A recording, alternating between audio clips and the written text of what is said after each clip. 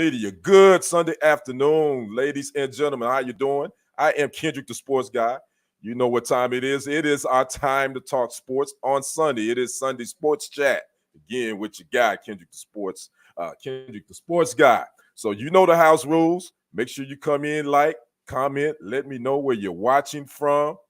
And we're going to talk some sports for the next 30 to 40 minutes. So, again, make sure you like, comment, make sure you share this live stream to your social media platforms, and make sure you subscribe to the channel if you haven't already. That is TFG Sports Media and Kendrick Sports Hustle. That's SporTZ HUSTLE. I hope everyone is having a great weekend. It's a 3-day weekend for most people.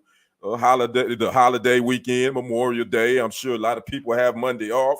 And it's technically the official start of summer. So we're going to start seeing a lot of people hanging out a little bit more. But I also want to say something real serious real quick. We definitely want to pray for those that was affected by those tornadoes that hit in the North Texas area and the Oklahoma area as well. I'm actually in East Texas. We did not get any of that devastation, but north of the Dallas-Fort Worth area, the Salina area, I believe, they got hit pretty hard. So we definitely want to send our thoughts and prayers to those people that lost everything. And some people actually lost their lives. I want to say 5 people in Oklahoma. I'm not sure. So we definitely sending prayers to them as well. So, again, we're going to talk a little bit of sports. I want to see if anybody's going to pop in here on YouTube. Well, we got it going over here on TikTok. If you don't know, I'm live on TikTok. So if you see me going back and forth, got people already in the chat. Mark Turner, thanks for popping in. John Fletcher, thanks for joining. So we're going to talk some sports because we got a big game happening tonight. And let's go ahead and jump right into this thing. Let's talk about the NBA Conference Finals that we got going on. I forgot to do something real quick. Hold on just a second. I knew it was something I had forgot. And we getting ready to do that right now. We're talking NBA playoffs. Give me just a second. Can't believe I forgot to do that.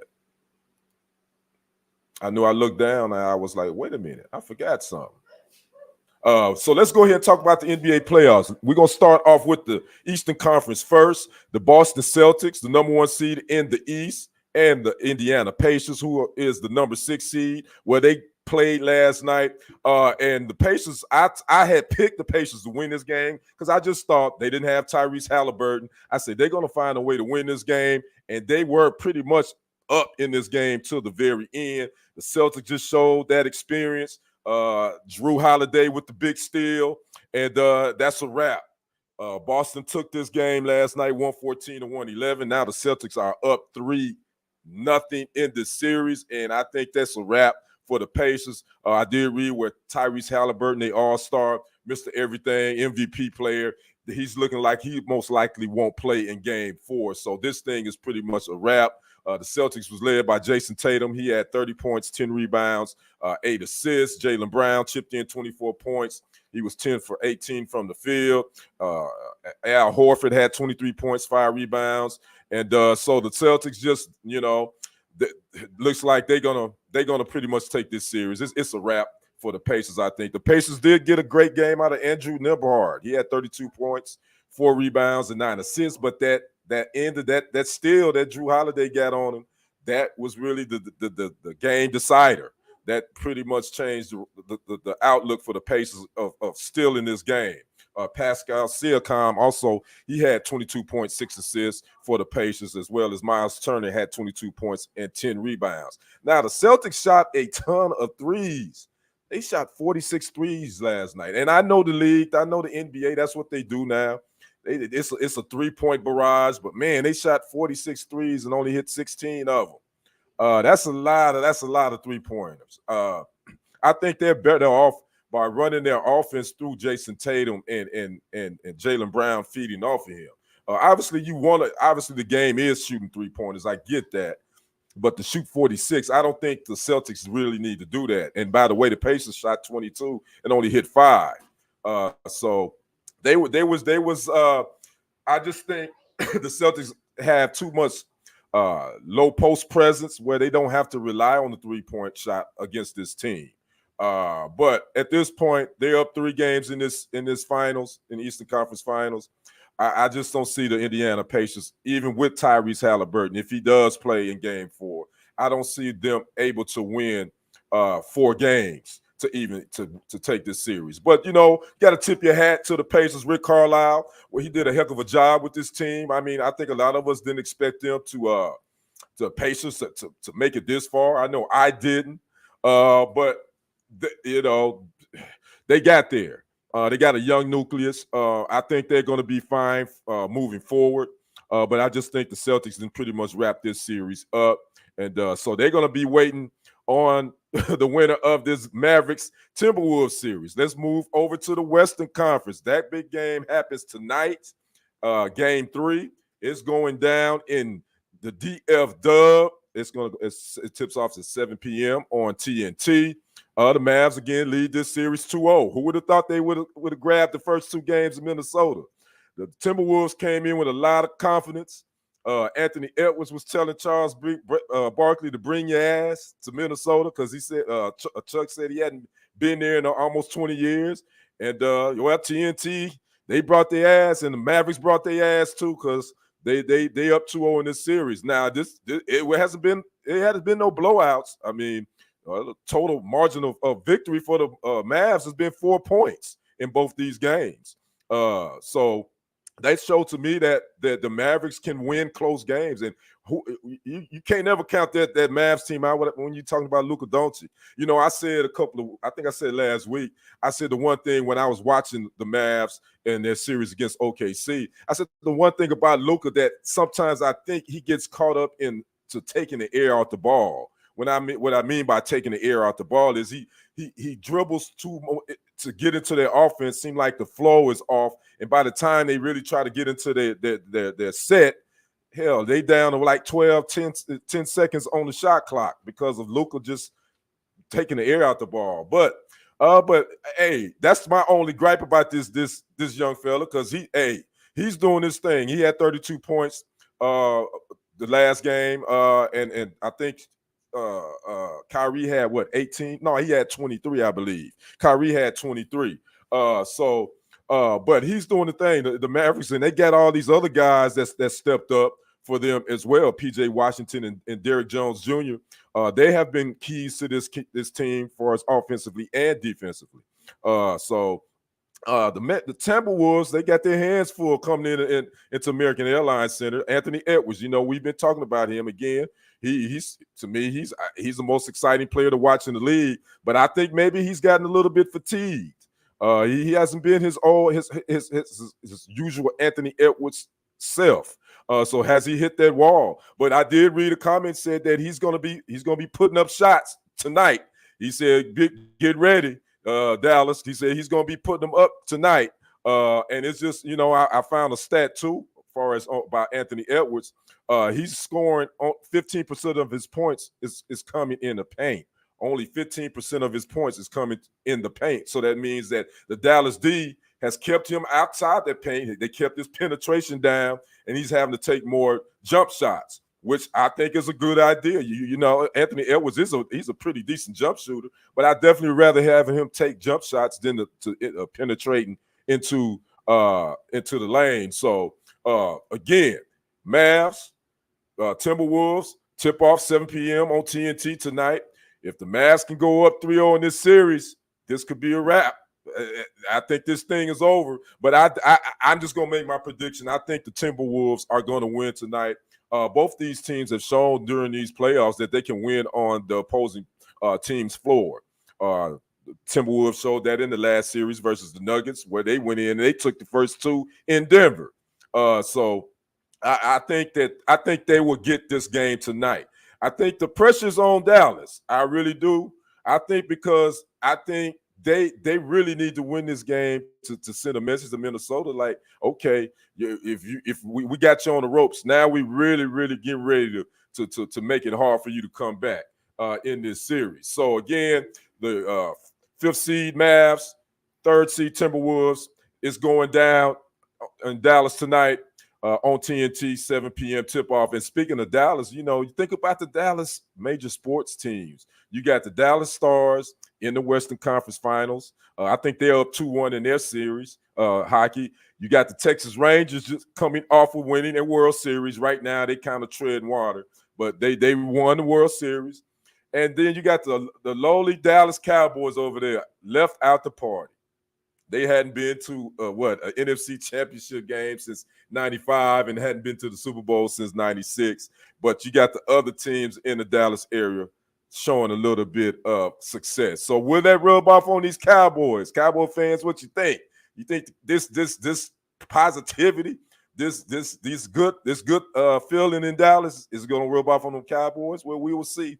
We will see what happens. So again, that's my take on the NBA playoffs. We got, again, the Eastern Conference and the Western Conference Finals. Boston is up 3-0 in their series. The Mavericks are looking to go up 3-0 versus the Timberwolves. Now, let's stay in the NBA. Let's talk about head coaches. Well, last week, the Cleveland Cavaliers, they decided to go a different direction.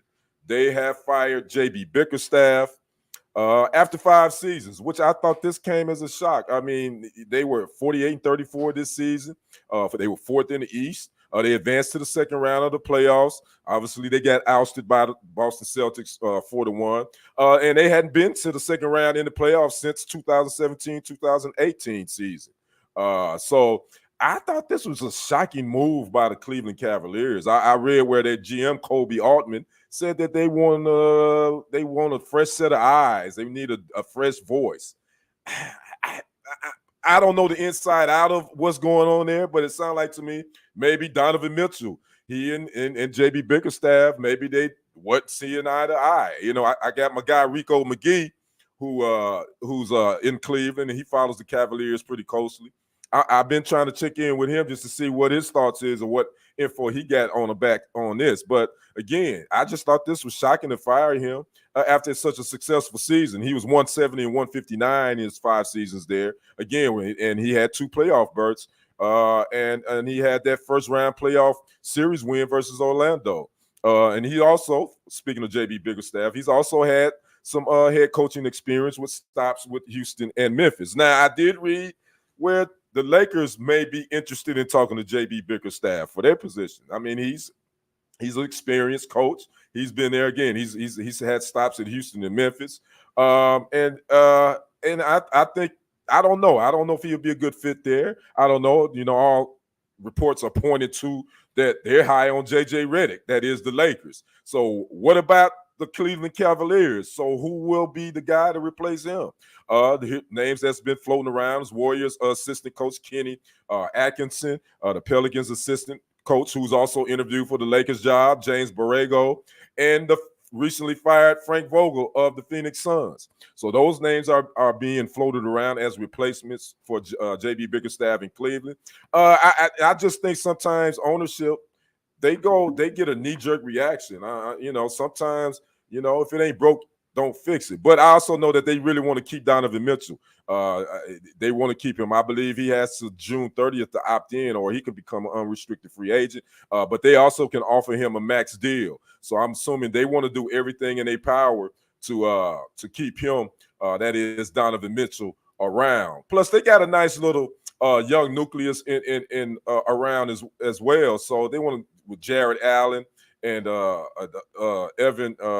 I can't think of his Evan Mobley, I believe. I may have got that wrong, but they got a nice little young nucleus around too that they want to keep around. So, but again, being a head coach, especially at the professional level, it goes with the territory. You just never know. You could think that you've done a great job, then management and ownership to say, we think we might want to go a different route, because especially in the NBA, because let's be honest, the NBA, the stars run the league and they run the teams. Just like, we're seeing that in LA with LeBron. No matter what anybody's reporting, LeBron is going to have some say-so in who's going to be the next head coach of that Lakers team. So J.B. Bickerstaff, again, out in Cleveland after 5 seasons. Now let's move to boxing. Report came out couple of days ago, Earl Spence Jr., who hasn't fought since last July when he took the L to Terrence Crawford in that ninth round TKO loss. He hadn't fought since then. We was thinking that there would be a Earl Spence Jr., Terrence Crawford second fight. That never materialized. So now Spence Jr. will fight Sebastian Fundoro in October in Dallas. They're looking for it to take place at AT&T, but they won't know because they're trying to figure out will it happen. Will the Dallas Cowboys have a home game? So they trying to schedule it and see if it happens. They want it at AT&T. If not, then they have to find a different venue in Dallas. Now, Sebastian Fundoro is the junior middleweight champ. He holds the WBO and I believe the WBC titles, and he's a handful. He's a tall guy. He's 6'6" with an 80-inch reach. And I think Earl Spence Jr. is roughly around, 5'10", 5'11". So this is definitely going to be an interesting matchup to see Earl Spence Jr. make his first fight, and at a higher weight too. This junior middleweight. So this will be his debut at 154 pounds. Now the 26-year-old Fundoro, he's coming in after his first title victory came on the heels of his lone defeat, which was against Brian Mendoza. So we're going to see what type of matchup this is going to be between these two junior middleweights. Now, there was also a report that Earl Spence Jr. was possibly saying this could be his last fight ever. He could be contemplating retiring after this fight. I thought that was an interesting comment to come with prior to even this fight happening. So this could be Earl Spence Jr. last hurrah. Now, let's be honest. He took a beating in that Terrence Crawford fight. Earl really did take a beating. Is he the same? That was his lone defeat too. Is he going to be the same? He had that serious car accident some few years back as well. That kind of derailed his career, and he's also not with his former trainer anymore. He and his former trainer has parted ways, so he's going through some transition in his camp.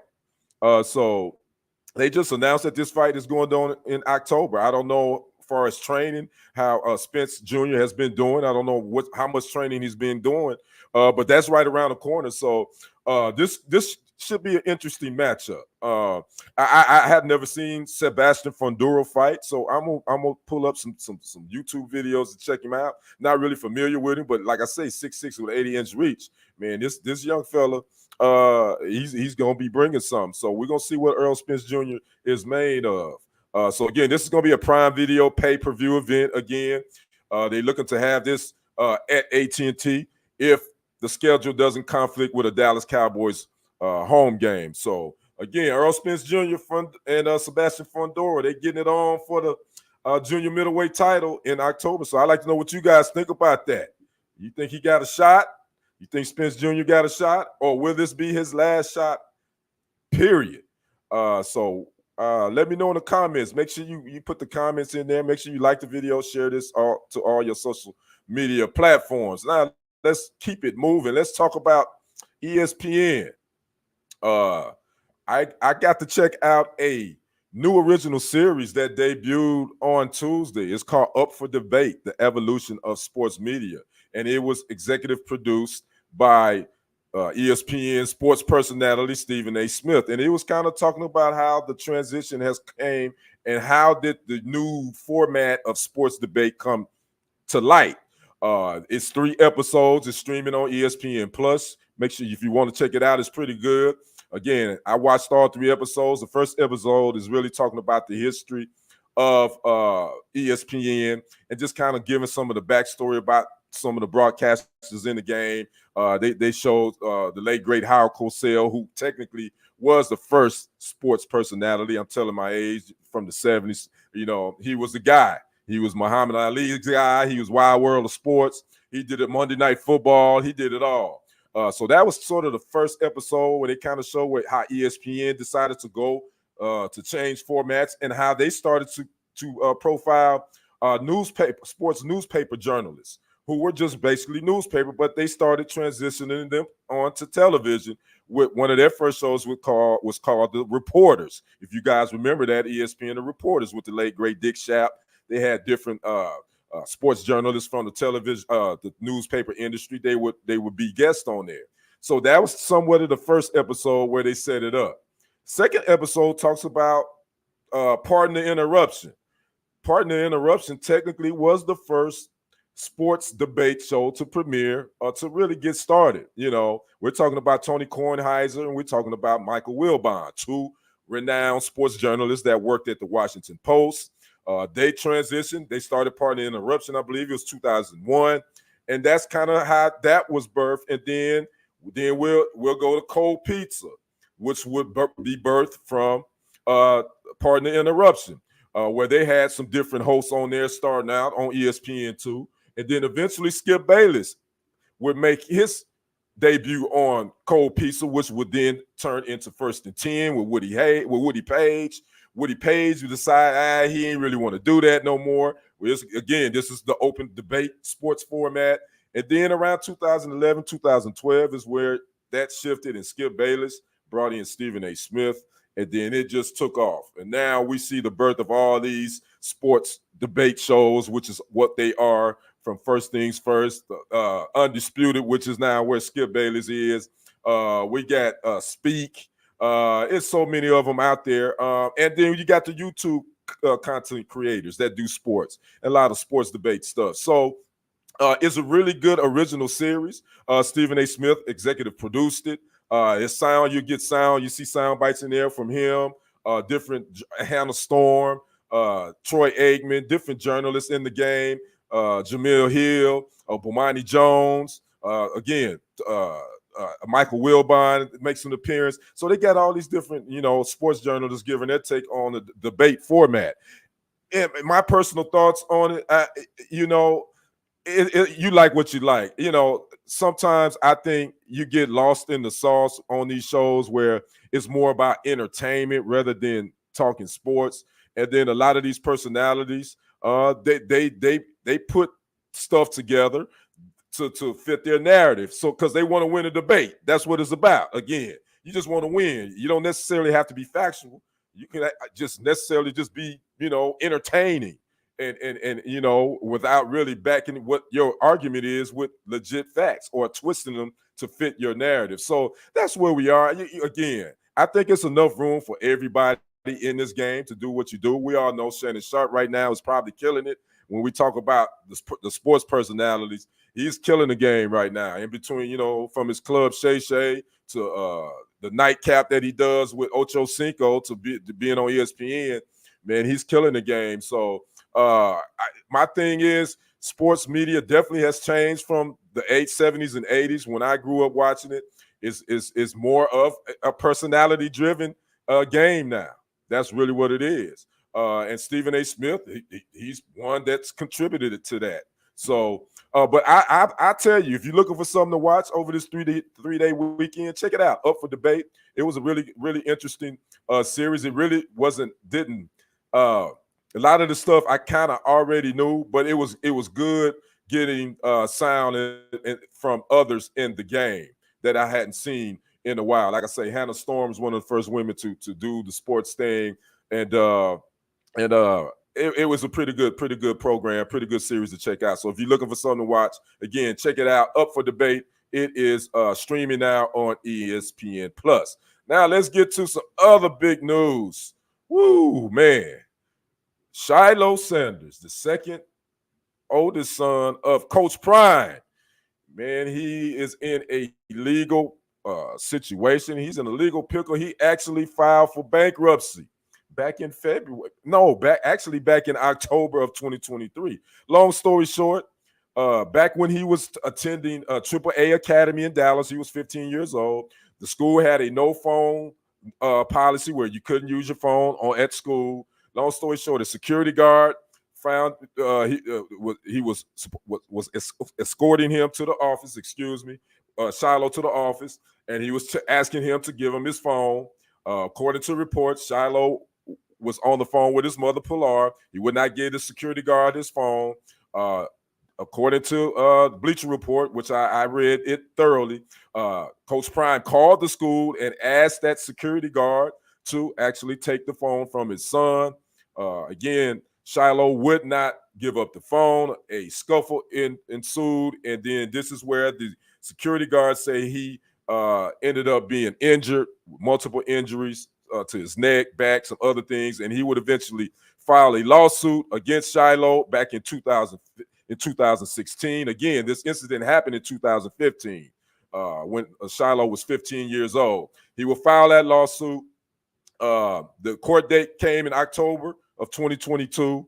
Shilo did not appear at the court hearing, so the judgment was in favor of this security guard. They ruled in his favor, basically $11.89 million. Fast forward to the day, Shilo, I read another article. Shilo said he wasn't aware of the court date. His lawyer said this. This is a statement from his lawyer, and they wasn't aware of it, this and that. But Shilo would, in February of this year, he would go file for bankruptcy because of this $11.89 million judgment. Now, an interesting fact that came out that I saw was that Shilo now has NIL deals, just like a lot of the college athletes, but he also has a company called, I think, 21 Club, straight 21 Club. I think it's called the 21 Club, that he has a LLC, that he is basically an employee of this LLC. So all of his NIL money is funneled into that LLC. So he gets technically paid from that LLC. So this is where this security guard is trying to come after that NIL money. But now that I found that information out, this is going to be a stickler for him to get that, because if technically the LLC is created and Shilo is being paid from that, I don't know if he can touch that LLC. I'm not a lawyer. I don't know all the legal ramifications for that, but this is where it is. But my thoughts on this, this is not a good thing, man, for him to be following him. He's a senior this year. He's looking to go into the NFL draft, and I quite frankly, I'm sure this security officer is going to go after whatever money he gets. Whatever, if he becomes an NFL player, he's going to go after any money that he gets. So this thing is going to follow him. Again, he did file bankruptcy. Shilo did back in October of 2023. He went back this past February to tell the judge that he feels like this judgment, he shouldn't have to pay it. And this thing will continue. He has a high-priced attorney, I'm sure. His dad, Coach Prime, got him the best lawyer he could get.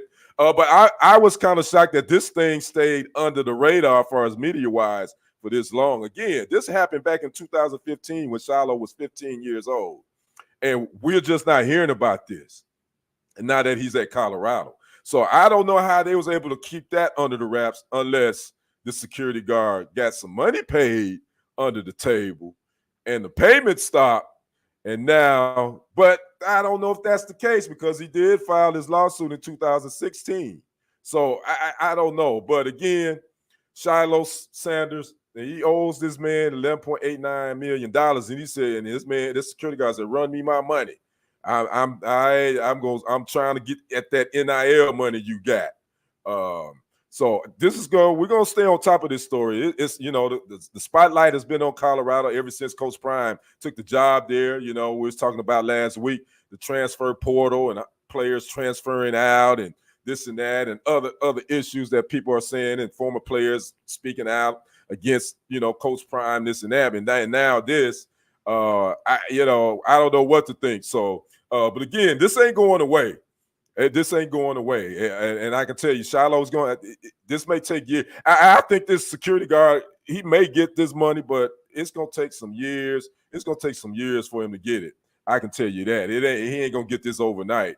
So we'll keep you posted on that and let you know what happens. So again, we're getting down to my freestyle part of the show.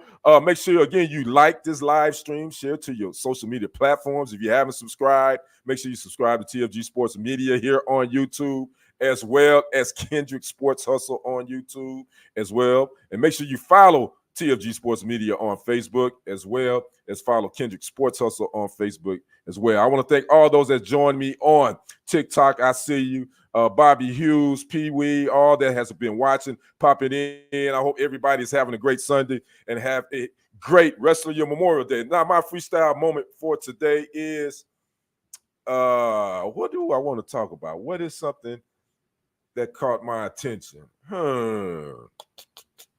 Freestyle moment. So you know what? I was watching a video about Isaiah Thomas, YouTube creator. He posted a video by Isaiah Thomas, went at, speaking of which, Stephen A. Smith, about him posting something or making something somewhat derogatory about Celtics Jaylen Brown. And Stephen A. would go on air and say that sources told him some things or message him about some things that kind of could be considered negative against Jaylen Brown, who Stephen A. says that is his guy, according to Stephen A. And Isaiah Thomas made a great point. And this is something about when anytime I read something that says sources tell me, or any reporter says my sources tell me, and you put out something that's somewhat negative about another individual, that could come back to bite you in the ass, because it's kind of like you're saying it but not saying it.